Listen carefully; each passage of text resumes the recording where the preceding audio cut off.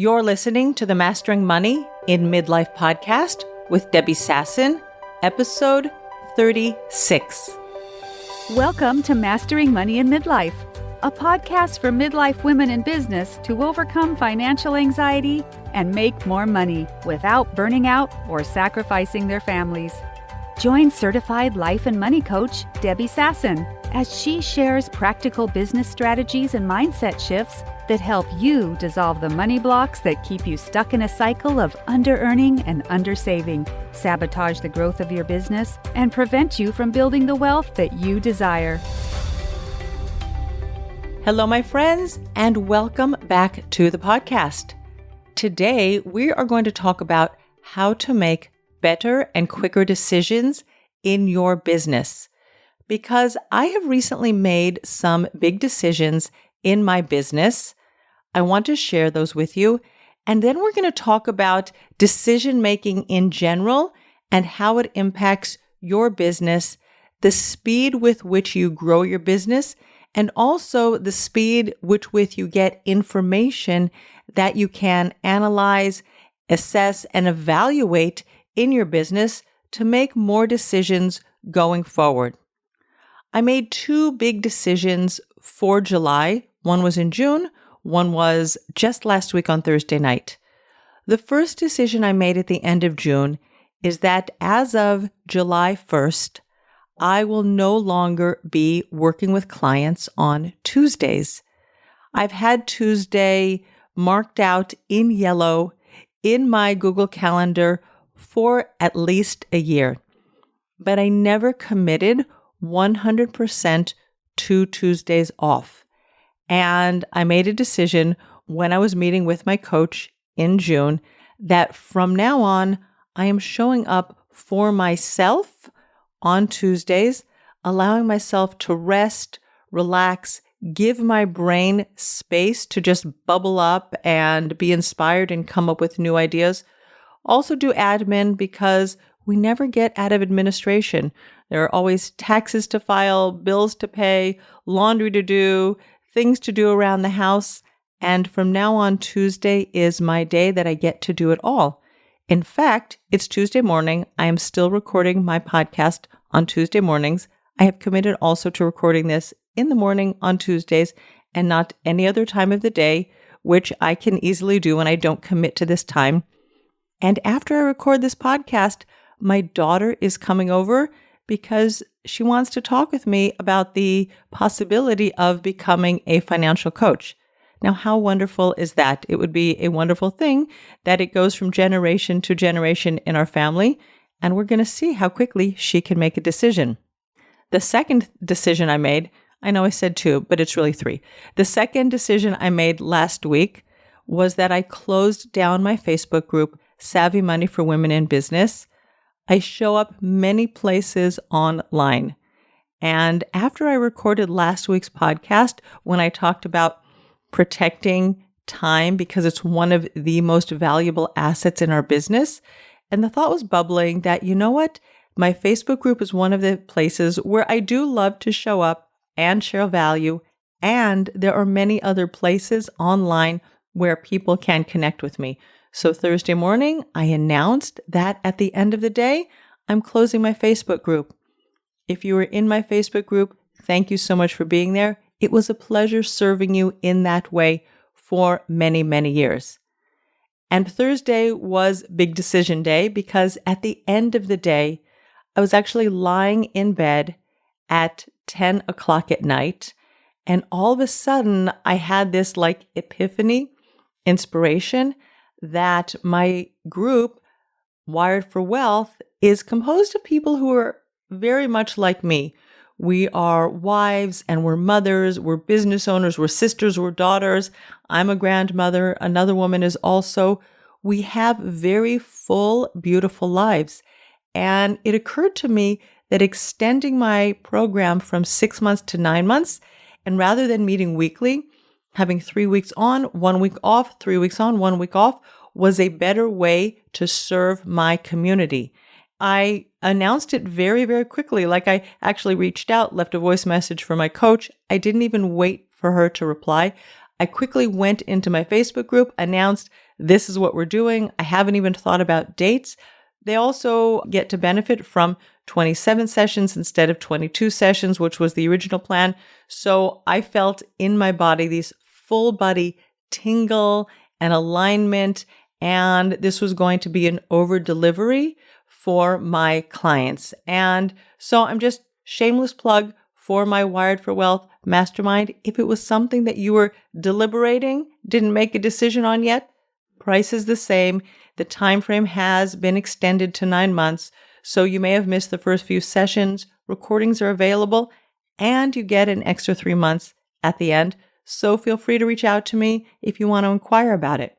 Now let's go into decision making for your business and how you can make better and quicker decisions. The first thing you want to remember is that your business is a growing, developing, metamorphosizing entity that will continue to grow and shift and change during the lifetime that you run the business. The way you originally started your business was by conceiving of something in your mind. There are people, by the way, who buy businesses, but again, that's an idea that you have in your mind, and you make decisions. You have thoughts. Is this a good idea? Is this a bad idea? This is what I want to do. I want to charge money. Here's my price. All the time, we are making decisions, and that is how we grow our business. So it makes a lot of sense that we want to think about how we're making decisions, look into the way that's happening for us, and figure out ways to make better and quicker decisions going forward. Because the more quickly you can be decisive and choose and be committed to your decision, the more quickly you can get information that you can see, oh, is this a good thing? Do I want to keep doing this? How do I want to move forward? Now, I consider myself a pretty decisive person. You heard how last week I just made a couple of quick decisions about my Facebook group and my program. And if I look back in my history, my husband and I dated for 3 weeks, and then I actually decided on our second date that this was the guy, and he'll joke with you and tell you that I twisted his arm, and after 3 weeks, I made him propose to me. We've been married for 32 and a half years, thank God, and I look forward to another 32 and a half years. It was never a question in my mind that this wouldn't be the guy. Also, the house we're living in right now, I remember it was 24 years ago.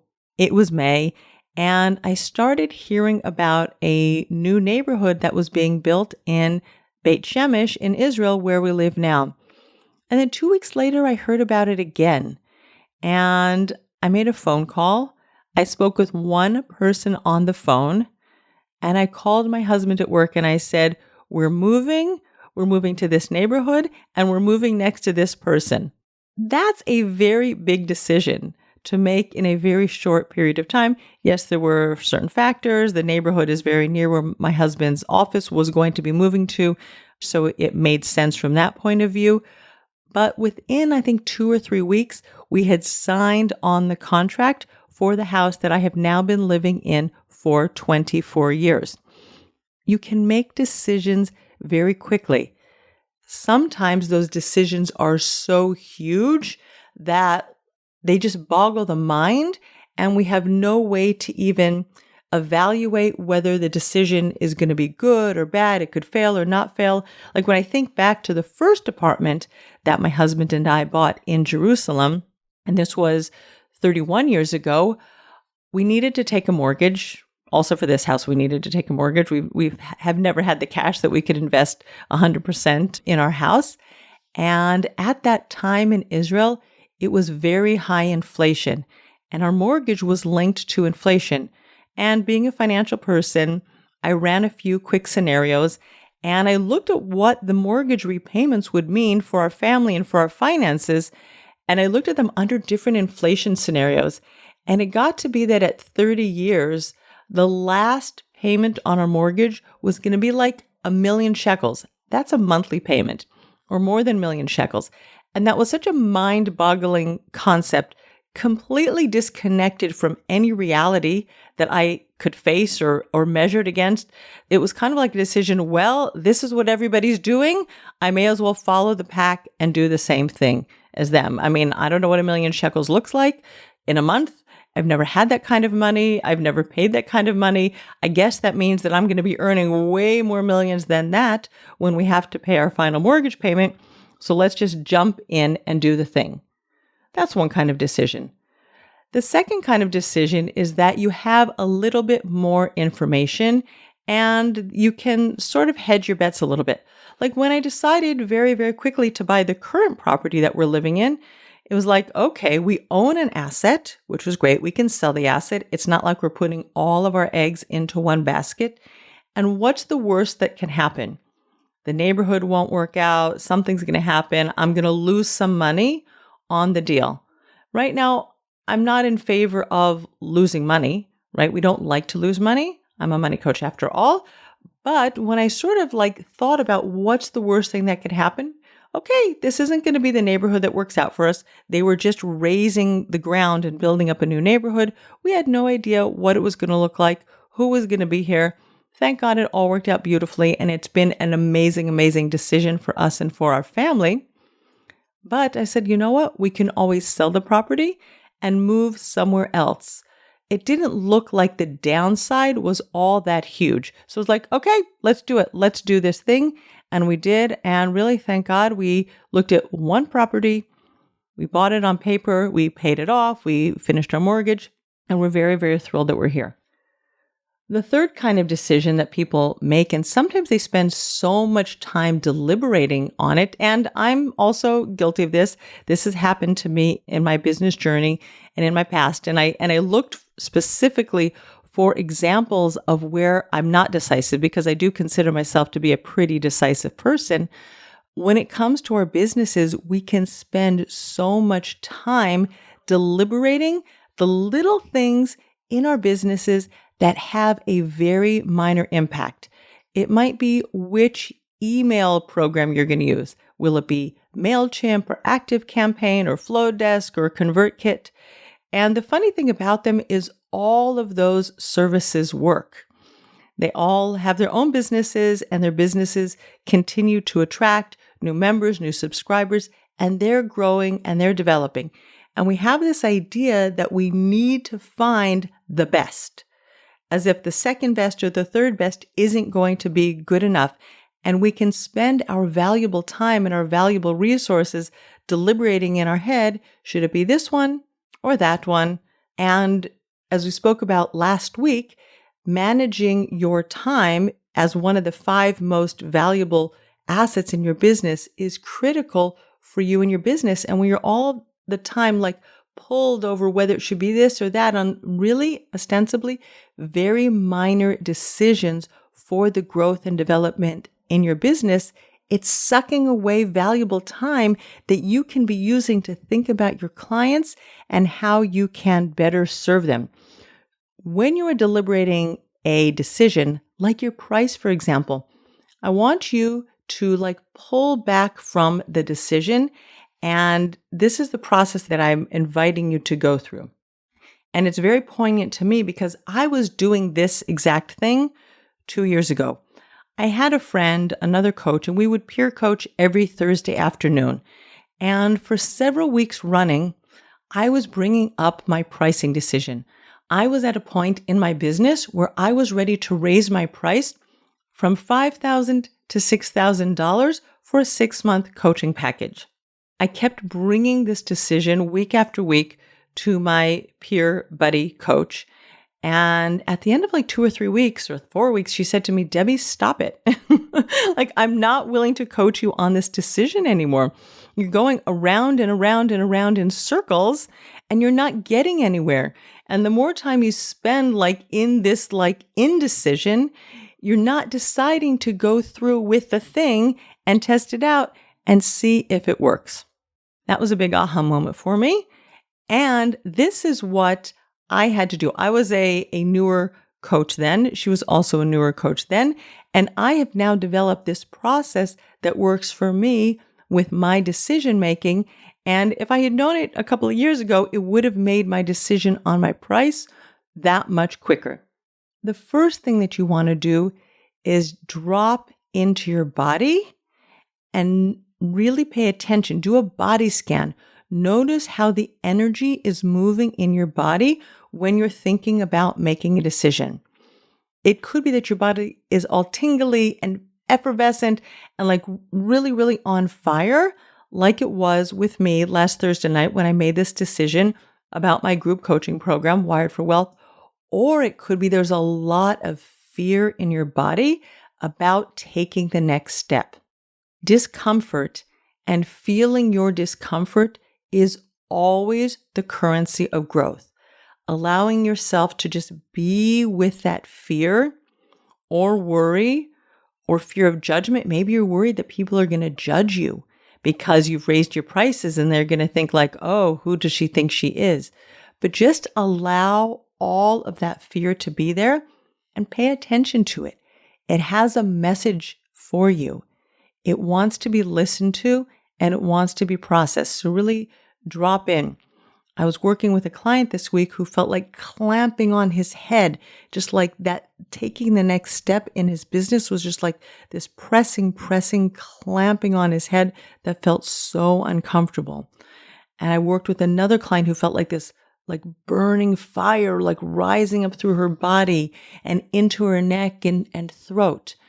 And however you experience decision making and your fear is going to be specific to you. Get to know that feeling, that energy, that emotion that is coursing through your body.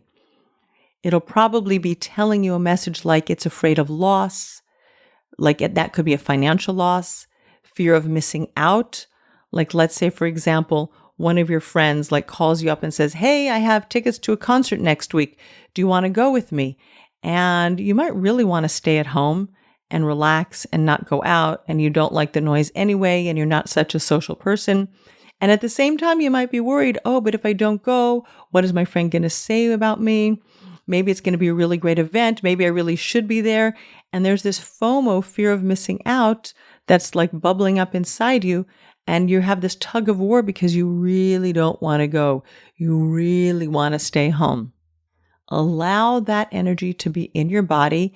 And you can just ask yourself a question like, what is that emotion that is moving in my body trying to tell me? It could be fear of failure. You could be launching a new business venture. Maybe you're moving, as I did recently, from one-on-one coaching to launching a group program. And maybe it's not going to work. And then you're going to fail. And everybody's going to know about it because you've been out there splashing yourself on the interwebs. And you're going to feel like, oh no, egg on my face. I failed. Who am I? What does this say about me? What is everybody going to say and talk about me? I'm afraid of judgment. I'm afraid of rejection, all the things. So really be with your body and find out what your body is telling you and the energy in your body because it has a message for you. The second thing you want to do when you are making a decision is if you're doing research, sometimes you do, like, let's go back to that example of you're looking for an email server, or you want a website designer to create a new website or upgrade your current website. Limit the amount of time you are going to do your research. It could be 1 week, it could be 2 weeks, it could be 3 months, whatever it is, put a deadline on the amount of time. Because otherwise your time can drag on and on and on, and you're going to be living in indecision for an unknown extended period of time. Decide I'm going to go and I'm going to research like 5 different web designers. Again, there are hundreds, probably thousands of web designers that you can work with who will all create you a beautiful, lovely, inviting website. Good, better is better than best, right? Done is better than perfect. Do the thing, find your person, take the next step, and go with it. Could someone else design it in a different way? Of course she can. But the fact that you've actually made a decision and moved forward with your website means that your business is growing and thriving and metamorphosizing to represent the next version of you. So step number 2 is give yourself a time limit. Number 3, when you reach your time limit, if you're giving yourself time, sometimes it's a yes or no decision, decide yes or no, or decide if you're going to be working with Sarah or Susie on your website. And once you decide who that person is or what your decision is, all other decisions are off the table. That means you are committing to one thing. Before you make your decision, you're at the crossroads, and you can either stay at the crossroads, hemming and hawing and going back and forth, or you can commit to your decision and go down one specific path. Commit to your decision and be all in on your decision. Put blinders on, because if you're always looking out of like your peripheral vision, maybe I could have done that.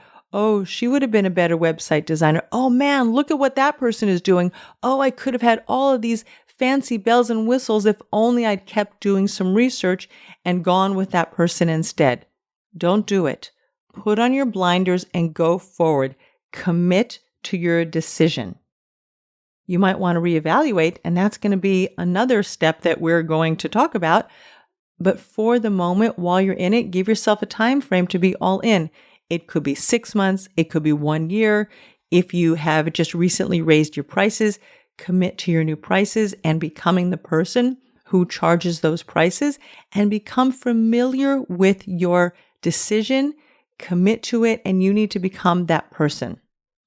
Number 4 is remind yourself daily why you love your decision.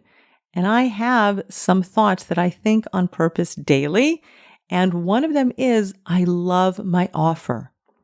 I really think that. And when I switched up the way and restructured my program, I love it even more. And I'm so committed to it, and I love it so much. There were thoughts, like after I sent out the message to the women in my group, I thought, maybe I'm a sucker. I'm giving them more time for the same amount of money. Maybe they're not going to want 3 weeks on, 1 week off. Maybe this is a bad decision. But when all of those little voices in my head came up, I quieted them. I'm like, thank you. You're invited to the door. This is my exit door. I don't need to listen to you today. I love my offer. I love my price. I love my decision. So really be committed to your decision. Be all in, and don't let those little voices, because they're always going to come in and try and throw you off the path. Don't let them come in. And that's connected with the next point, which is that doubt that you're going to have in your mind, which may come up. It's optional. You don't need to listen to the doubt, or you don't need to entertain the doubt, right? It's going to come up in your mind because we have these little egos in our mind that are going to try and tell us that we're doing things wrong, and maybe there are better ways and we should do it a different way. But when voices come up, just tell them, thank you. I'm not available for a conversation today. I appreciate your opinion. Goodbye for now. Doubt is optional. That's point number 5. Point number 6 is evaluate your decision after a specific and specified period of time. If, for example, you change up the time frame for your coaching programs, evaluate your decision. It can be in the middle of the program, at the end of your program. What's going well with your decision? And it could again be your price. You changed your price like I did from $5,000 to $6,000. What's going well? What is working about your decision? Who have you become by making that decision? What about your clients and the people you're serving? Is something different? Do you love your decision? And then evaluate what's not working. Is there something that if you had known about it from the beginning, you would have done differently? Is there something that you have uncovered in the process of making the decision and committing to that decision, and you didn't know it beforehand? Right? Remember my decision about buying the house that I'm currently living in. And I was like, you know what? If it doesn't work out, we can always sell it. This decision about my house worked out better than my wildest dreams. But some people buy houses and they're like, you know what? This isn't really the thing. It's not the place we wanted. It's not everything that we thought it was going to be. And they can sell and move on. And the same thing happens in your business. It could be your web designer. I know it's not going to be fun. It's going to take you more time, but you might have to go and replace the person that you hired who you thought was going to be the most amazing, service provider that you've ever hired in your business. And it didn't turn out that way. Or you've been ghosted. Many years ago, I had a virtual assistant working in my business. She was great. And then one day she just ghosted me, disappeared, unsubscribed herself from all of my email server, my website, my everything, disappeared into thin air, and I've never seen her again. Oh, well, I guess that wasn't the best decision because she wasn't all in on her business and having me as a client. But some decisions we can only evaluate in the future, and unless we commit to them, we're not going to get that information. And then when you're evaluating your decision, you can ask yourself what you want to do differently, because your business will continue to evolve and take on new forms and new shape and new life as you continue to grow and show up in your business. So make decisions. Give yourself a very specific amount of time in which to make your decision. When you're in this indecision, it sucks your energy. It drains you. Your mind is always occupied with yes or no or maybe or it could be or it should be or whatever. And that takes so much valuable time away from how you can, A, give yourself rest because your brain is always active thinking yes or no or maybe. And you can actually rest that valuable asset called your brain and your mind and your body. And it just frees up so much capacity for you to be thinking about your clients and how you can serve them better, how you can over-deliver, how you can have more energy and just serve them in amazing ways. And as we spoke about in last week's podcast, your clients are one of the 5 most important assets in your business. And you want to protect that relationship and not be deliberating around which email service you should be using.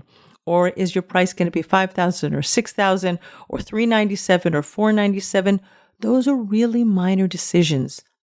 Make your decision, commit to it, go forth, evaluate, and tweak.